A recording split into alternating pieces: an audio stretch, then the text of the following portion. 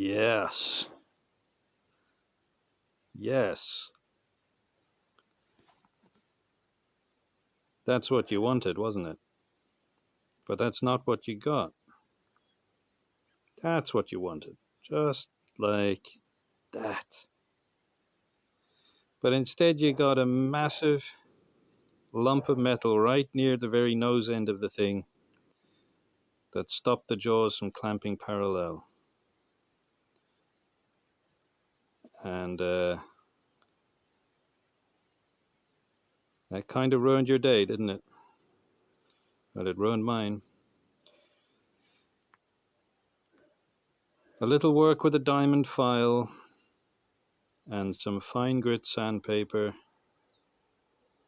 carefully, and I got it to what it should have been. You'll know by this element here on top.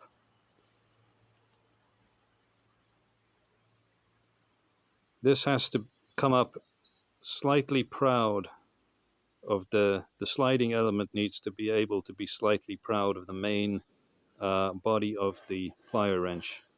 See that?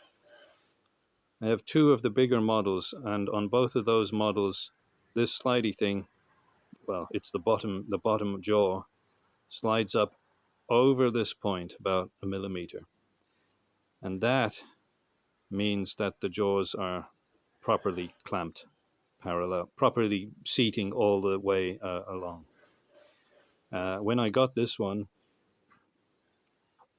when you pushed down hard on the thing and met the hard stop, it was only at that point there. It was perfectly flush with the, with the curvature of the top jaw.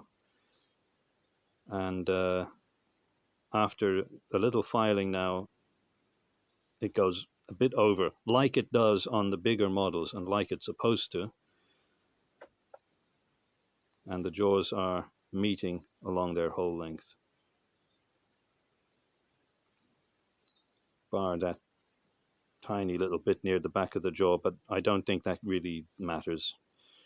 That's fine. And if you clamp, get your bit of metal in there, clamp down on it, you'll see that anyway doesn't matter.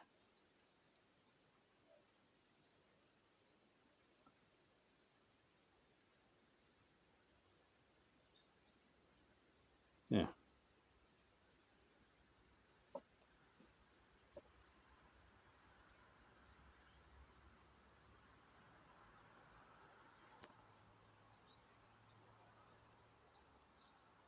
Perfect. Have we got a bolt here? Yeah, I'm not.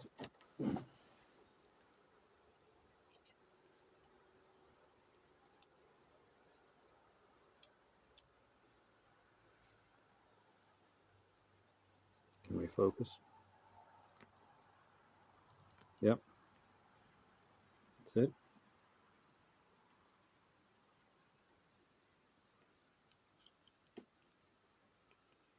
Say that's pretty good.